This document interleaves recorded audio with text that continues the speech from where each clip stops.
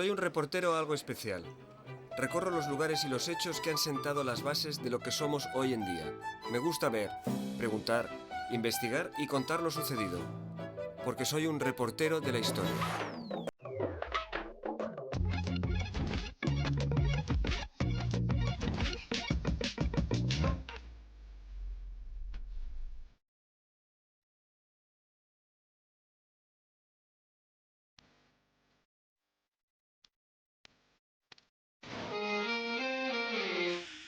Aunque antes éramos poderosos, ya no somos más que osamentas, escribió el nazarí Ibn al-Hatib. Y tú, sin sombra ya, duerme y reposa, larga paz a tus huesos, le responde Antonio Machado. 6 siglos median entre estos dos versos. El tiempo pasa, la poesía permanece y deja huellas profundas en la historia. Hoy vamos a seguir las que los poetas nazaríes grabaron en las paredes de la Alhambra y las que la Soria pura dejó en la trayectoria vital de Antonio Machado.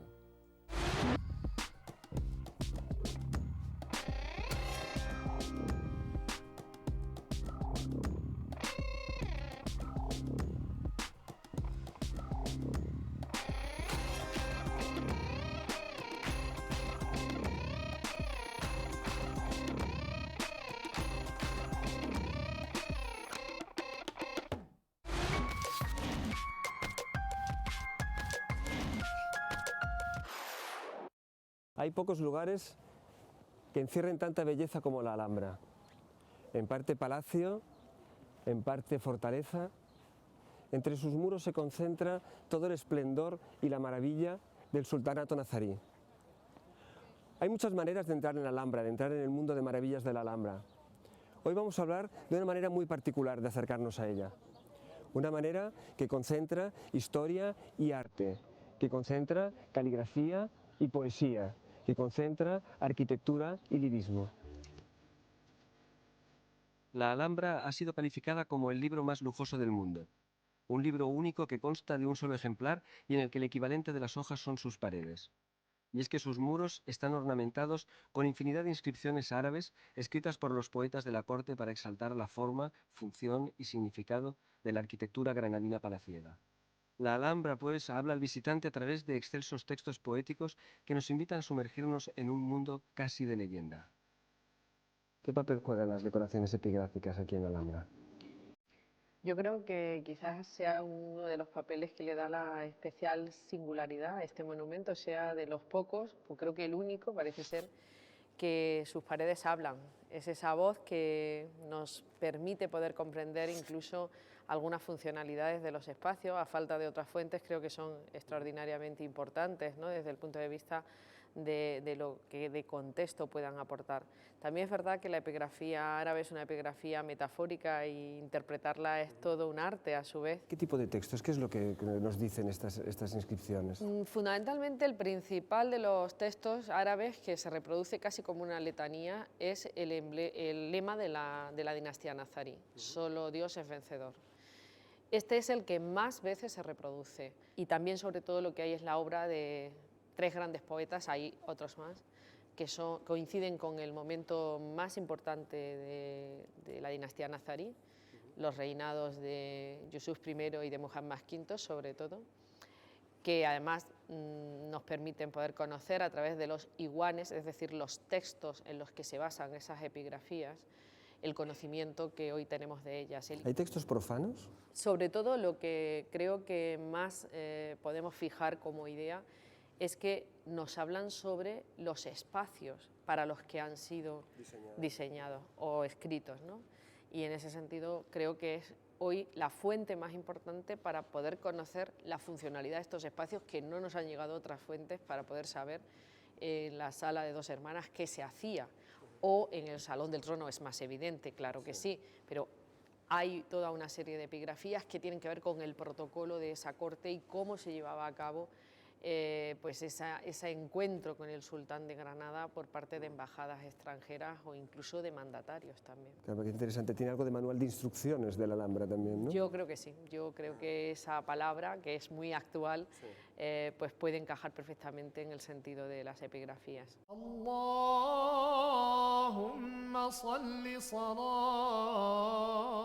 tú que entras, Por Dios, detente, contempla cuánto hay de hermosura en rara perfección. Deja vagar tu mirada por las bellezas de la mansión, las maderas de olor nos mandan sus efluvios. De verdad, si la buscas, no está la gracia en el palacio, sino en quienes lo habitan. Ciertamente estos poemas apelan al visitante como si las puertas o las estancias cobraran vida. Hay una clara intención del poeta en que esto sea así, una intención glorificadora, un canto al poder y a la belleza. El arabista Emilio de Santiago ha consagrado su vida al estudio y la traducción de los poemas de la Alhambra. Gracias a sus trabajos podemos acercarnos a unos versos que cobran vida entre las piedras labradas por el refinado arte nazarí.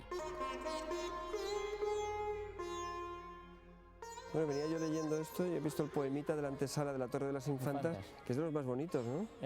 Es bonito, sí. A veces hay que tener una pericia pero absolutamente refinada para extraer la quintaesencia del poema.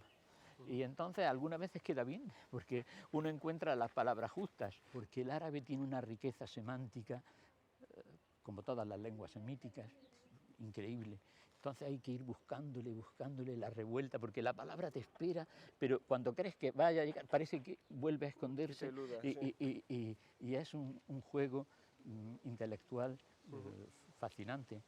Y la gente un poco se preguntará, ¿y qué función tenían todos esos poemas escondidos en esas inscripciones? Hay que tener en cuenta que la palabra en el Corán es fundamental, la idea de palabra, ¿no? La palabra divina, verbum es kalimatullah, ¿sí? La palabra de Dios.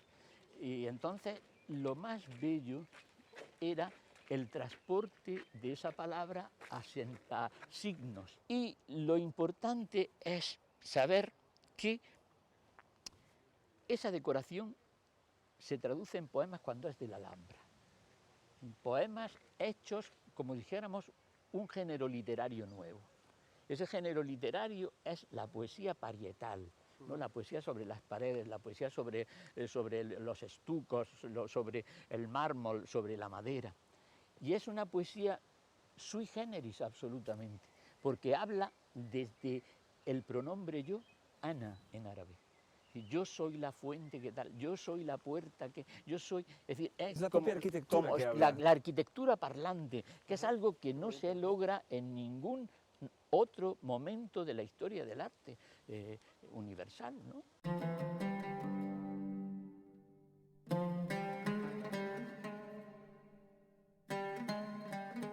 La labor del poeta es una labor perfectamente, diríamos, atada, uncida a la labor del artesano. El poeta no podía extenderse en las palabras que no cupieran. Claro. Y entonces tampoco cualquier palabra servía, servía la que daba la medida, pero a la vez tiene que dar la medida del metro, porque la poesía árabe es métrica. Pero tras la idílica estampa de poesía y refinamiento se escondía una realidad más turbulenta. El hecho de que los poetas de la Alhambra fueran también altos funcionarios de la corte provocó intrigas cortesanas como las protagonizadas por Ibn Zamrak y Ibn Hatib, quien incluso tuvo que exiliarse en el norte de África. Dio asilo en el reino merini de Fez, pero hasta allí llegó la mano del sultán granadino y sobre todo por obra de un personaje que había sido su discípulo, que Ibn Zamrak, el poeta cuyos versos decoran la Alhambra. Y bueno, finalmente pues hubo una delegación que mandó el rey de Granada a Fez y allí fue encarcelado Ibn al-Hatib y asesinado también en la cárcel de noche. Incluso se dice que quemaron su cadáver, con lo cual dicen que fue asesinado 2 veces. Ocupo el lugar de una corona. Es mi puerta, bifurcación de caminos. Piensa Occidente que en mí está Oriente. Al-Ghani Billah me dio orden de abrir paso a la victoria con premura, apenas llame. En aguardo estoy de ver su regio rostro, tal que horizonte yo fuera que muestra el alba.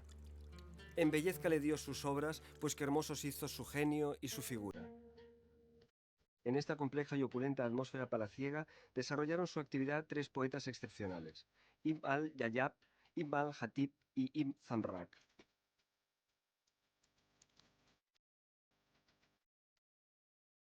Esos 3 poetas, ¿qué calidad tiene cada uno? Pues es que La calidad es muy discutible en el sentido de que hay que ponerse a la altura de una poesía áulica, una poesía especialmente hecha para estos lugares, y contrastarla con la de otros poetas que nunca escribieron para la Alhambra. Estos eran, por así decir, eruditos, personas de una formación cultural espléndida, que, amén de tener una misión en el gobierno, ¿no?, el ser primeros ministros, pues tenían también, o cancilleres, tenían además la misión de escribir poemas para la Alhambra. Y su calidad pues estriba en su habilidad, ¿no? Es decir, en la habilidad que tiene para dar cuerpo a eso que llamaba la atención, ¿no?, que es meter un poema que además revista una cierta invitación a la belleza, ¿no?, a contemplar la belleza, a interpretarla y a buscarle, como si dijéramos, una especie de paralelo con la creación. Es decir, el poeta se siente creador en la Alhambra como en ningún otro elemento poético de Al-Ándalus. En la Alhambra el poeta se siente como un creador de algo que soporta la arquitectura. Es decir, es un ensamblaje perfecto, es un binomio intensísimamente, diríamos, trabado entre la arquitectura y la poesía. Arquitectura y poesía, poesía y arquitectura. Atender este binomio es traspasar los límites de lo físico para ampliar la perspectiva con la que solemos recorrer estancias y pasillos de la Alhambra. Una sintonía perfecta, una belleza evocadora, una voz eterna. Destella su luz, brillan sus hermosuras cuando las nubes de su generosidad vierten la lluvia. Manos de artistas bordaron sobre sus muros encajes que flores del jardín semejan.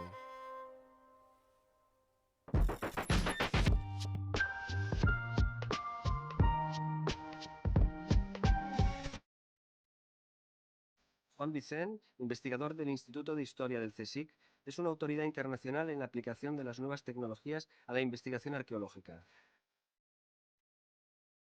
La arqueología actualmente es una disciplina muy tecnificada. En cierto modo, distintos avances técnicos la han convertido en una disciplina en parte dependiente del desarrollo tecnológico, tan fundamentales como es la cronología, evidentemente a partir del descubrimiento de las dataciones por carbono 14 en los años 50, pues el panorama de la arqueología se ha revolucionado, y sobre todo en las dos últimas décadas las tecnologías de información y comunicaciones, es decir, la introducción de la informática, el procesamiento digital de imágenes, el proceso de datos, etcétera, pues nos ha dado acceso a la posibilidad de manejar enormes cantidades de información de una manera eficiente, y nos ha dado acceso también a tecnologías como es, por ejemplo, la observación de la Tierra desde el espacio, que hasta hace 15 años pues estaban reservadas a grandes instituciones como la NASA o la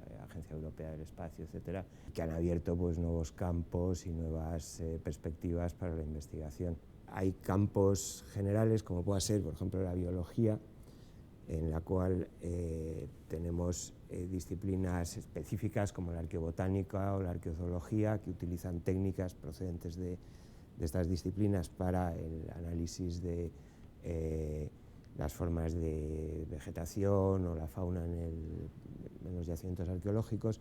Luego tenemos otra serie de campos, además de las ciencias físicas y biológicas, como es la aplicación de tecnologías de información y comunicaciones, y concretamente pues, la aplicación de técnicas de proceso de análisis de imagen multiespectral, por ejemplo, que estamos desarrollando aquí en el laboratorio de nuestro grupo en concreto, la explotación de imágenes de satélite o imágenes de sensores aeroportados para analizar el territorio, no solo en busca de elementos arqueológicos, sino también para establecer los procesos de transformación del paisaje, que son muy importantes para la comprensión histórica de las culturas arqueológicas.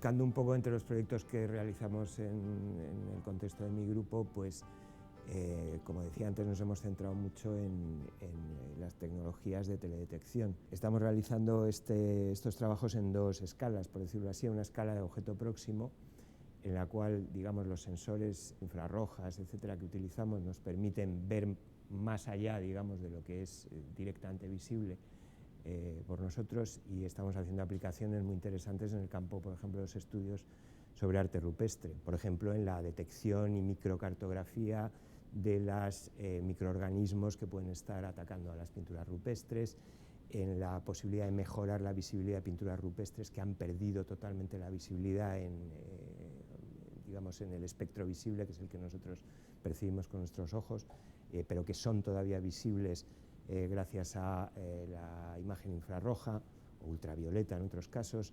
El control de los procesos de desecación o de fragmentación de los paneles con pintura rupestre, pues se puede monitorizar gracias al uso de estas tecnologías, etcétera, etcétera. De todas maneras, la tecnificación de la arqueología no modifica sustantivamente la arqueología, es decir, la arqueología es básicamente una disciplina social y humana en la cual es fundamental digamos, el pensamiento que mueve más que la tecnología, que lo único que hace es hacernos llegar más lejos y suplir nuestras carencias de información al proporcionarnos fuentes de información que antes no eran accesibles, como pueda ser la información a nivel molecular. Por ejemplo, el estudio del ADN de los restos prehistóricos pues, ha abierto un campo que para los arqueólogos de hace 50 años era ciencia ficción, que es la posibilidad de conectar realmente entre sí el parentesco de los individuos, por ejemplo, inhumados en una necrópolis, o establecer líneas claras de filiación en las distintas especies de homínidos en el proceso de hominización. La arqueología no solo es una forma de pensamiento, sino que es una forma de acción sobre nuestro medio.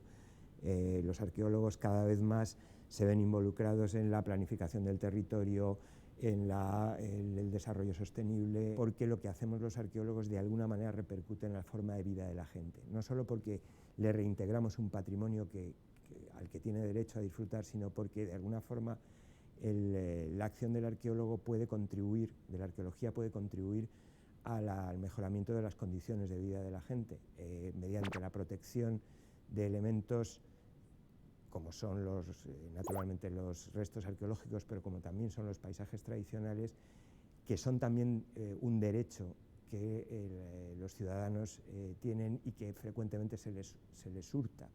Entonces la arqueología, desde mi punto de vista, tiene en nuestro país y a nivel internacional un papel muy importante en el desarrollo social.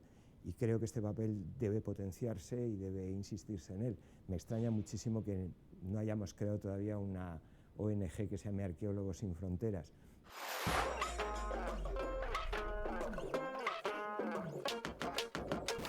Allá en las tierras altas, por donde traza el Duero su curva de ballesta en torno a Soria, entre plomizos cerros y manchas de raídos encinares, mi corazón está vagando en sueños.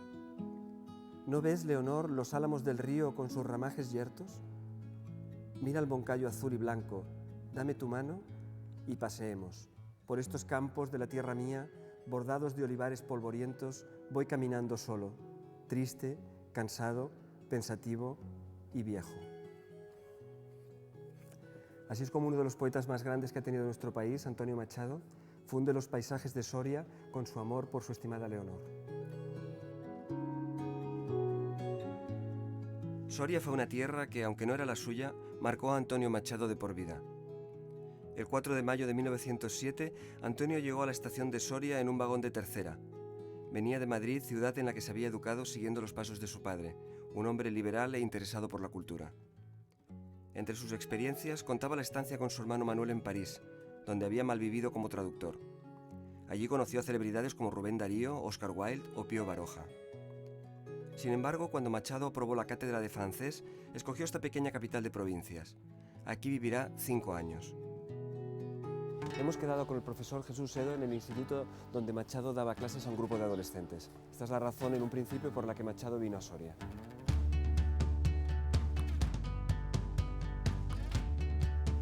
¿por qué decidió Machado venir aquí a Soria, un lugar que en principio está alejado de la vida cultural de la época? ¿Qué buscaba o de qué huía, ¿no? Machado estaba en Madrid e hizo unas oposiciones a la cátedra de francés y entonces está la plaza vacante de Soria. Machado creía un poco, dice en un poema Leonor, llevóme un día mi destino a los grises Calvijares. Y es cierto, su destino lo trajo a Soria, una ciudad entonces muy pobre, con 7.000 y pico de habitantes. Machado, que había estado 2 veces en París y en Madrid, viene a esta ciudad con la que se va a identificar totalmente. Él dice que oyó a un campesino soriano esta frase: nadie es más que nadie, que él traduce de la siguiente manera: por mucho que valga el hombre, por nada tendrá más alto valor que por ser hombre. Es emocionante pensar que aquí daba clases el propio Machado, ¿no? ¿Cómo debía ser? ¿Sabemos cómo era como profesor? ¿Qué tipo de profesor era? Yo creo que no tenía una vocación de profesor, incluso a veces utiliza esa ironía sarcástica. Dice una vez, hubo un gran pedagogo, Herodes se llamaba, pero Antonio Machado fue honrado en su profesión y sus clases de literatura eran totalmente diferentes, mucho más creativas. Él era un regeneracionista, un poco como los otros coetáneos suyos, ¿no? Sí, él está muy ligado a la generación del 98 y sobre todo de la Institución Libre de Enseñanza, cuya alma era don Francisco Giner de los Ríos. Por eso Machado dice que sed buenos, como dice Giner, y no más. Él mismo en su autorretrato dice: soy en el buen sentido de la palabra bueno. Machado llegó a Soria ligero de equipaje. En un primer momento se instaló en una pensión en la calle Collado. Durante el primer invierno que pasó en Soria conoció a Leonor. Era la hija de la dueña de la pensión, una niña dulce y hermosa que no tardó en conquistar el corazón del poeta. Machado encontró así compañía para sus paseos y los caminos fueron forjando el amor. A pesar de las críticas por la diferencia de edad, las atenciones y cuidados del poeta cautivaron a Leonor. Se casaron en verano de 1909. Ella tenía 15 años, él 34. ¿Qué relación hay entre esta iglesia y Machado? En la iglesia Santa María la Mayor se casó Antonio Machado y Leonor el 30 de junio de 1909. Machado era 19 años mayor que Leonor. Y entonces hubo en estas ciudades, estos burgos podridos que decía don Antonio Machado, había cierta reacción y cierto recelo ante esta boda, y entonces hubo alguna cencerrada, incluso cuando cogieron el tren en la estación del ferrocarril. ¿Cencerrada? ¿Que hicieron ruido con cencerros? Ruido con cencerros, parece ser que sí, que Antonio Machado, pues claro, un hombre tan sensible lo llevaría muy, muy mal. Durante esta etapa de máxima felicidad, Machado necesitaba conocer a fondo las tierras de su amada, lo que le llevó a realizar una excursión con amigos para ver el nacimiento del Duero y descubrir sus secretos. El viaje le impresionó profundamente y le inspiró La tierra de Álvar González. Prosa y poesía que acabaron convirtiéndose en el núcleo integrador de Campos de Castilla. Chopos del camino blanco, álamos de la ribera, espuma de la montaña, ante el azul lejanía, sol del día, claro día, hermosa tierra de España. La primera impresión de Machado de Soria es totalmente de gozo, de exultación y de felicidad ante una tierra tan humilde que armonizaba con Machado, que era un hombre humilde y modesto. En enero de 1911, Machado y Leonor emprendieron un viaje a París, donde el poeta ampliaría sus estudios de filosofía, pero a los pocos meses, Leonor enfermó de tuberculosis. Los meses siguientes fueron de gran angustia. Leonor no se recuperaba, a pesar de que el poeta había mandado construir una casita en el Mirón, uno de los parajes más bellos de Soria, y una silla de ruedas para pasear con ella y respirar aire puro. Durante el tiempo de la agonía, el poeta no escribió. Tan solo un olmo seco pudo inspirarle el único poema que dedicó a su mujer en vida. Olmo, quiero anotar en mi cartera la gracia de tu rama verdecida. Mi corazón espera también, hacia la luz y hacia la vida, otro milagro de la primavera. Ni la primavera ni Dios operaron el milagro, y la muerte le arrebató su gran amor. Habían pasado solo 3 años desde el día de su boda. Leonor era todavía una niña. Este lugar era muy importante para Machado, ¿no? Sí, dice en el prólogo a una de sus obras: 5 años en tierra de Soria, allí me casé y allí perdí a mi esposa, a quien adoraba. Leonor, ¿qué significó para él, Leonor? Pues Leonor significó pues prácticamente todo. Machado, que era un hombre de soledades, de silencios, lleno de melancolía, al encontrar a Leonor, renace a una nueva vida y además la va a evocar siempre. Cuando describe la muerte, el 1 de agosto de 1909, dice así: una noche de verano, estaba abierto el balcón y la puerta de mi casa, la muerte en mi casa entró. Se fue acercando a su lecho, ni siquiera me miró, con unos dedos muy finos algo muy tenue rompió. Silenciosa y sin mirarme, la muerte otra vez pasó delante de mí. ¿Qué has hecho? La muerte no respondió. Mi niña quedó tranquila, dolido mi corazón. Ay, lo que la muerte ha roto era un hilo entre los dos. ¿Lo podemos imaginar a él paseando por aquí, por el cementerio, pues sí, acercándose a la tumba de Leonor? Sí, además era uno de los parajes preferidos de Antonio Machado. ¿Y cómo es la vida sentimental de Antonio Machado después del episodio de Leonor? ¿Hay más vida después de eso? Bueno, Antonio Machado está recordando desde Baeza, por eso huye de Soria, no puede con el recuerdo de Leonor. En Segovia conoce a una mujer, a una poetisa de segunda fila, Pilar Valderrama, que yo creo que utilizó bastante la figura de Machado, porque Antonio Machado era un hombre muy bonachón. Pero hay un poema en donde refleja, porque he dicho que la obra de Machado se explica a través de sus versos, y dice en un poema: empañé tu memoria, que lógicamente yo creo que se refiere a Leonor, empañé tu memoria cuántas veces. La vida baja como un ancho río, y cuando lleva al mar alto navío, va con cieno verdoso y turbias heces. Pero aunque fluye hacia la mar ignota, es la vida también agua de fuente, que de claro venero gota a gota, o ruidoso penacho de torrente, bajo el azul sobre la piedra brota, y allí suena tu nombre eternamente. Esto puede explicar mejor, siempre fiel a la que memoria de siempre Leonor, bien fiel. En enero de 1939, ante la inminente ocupación de Barcelona por las tropas franquistas, Machado, enfermo, y su madre pasaron la frontera y llegaron a Cotlliure. El 22 de febrero de 1939 le encontró allí la muerte. Antonio Machado está enterrado en Cotlliure y aquí tenemos a Leonor. ¿Esa distancia no es una última crueldad con los dos amantes? Yo creo que no, porque Antonio Machado cayó defendiendo a un ejército y a un pueblo, y entonces donde cayó yo creo que no. Yo no soy partidario de remover los restos, los muertos mueren, dice Machado, y las sombras pasan. Lo importante es que lleva a quien deja y vive el que ha vivido.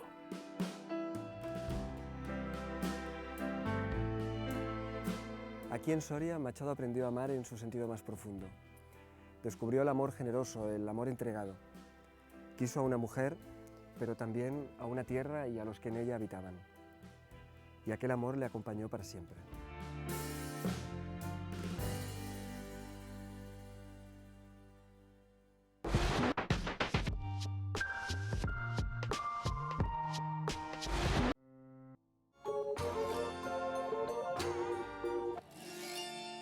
Hoy nos hemos acercado a la historia a través de la poesía, del esplendor del reino de Granada que dio pie al lirismo nazarí, a la vivencia en Soria de Antonio Machado, el poeta quizá más querido y el que mejor encarna la tragedia española del siglo XX.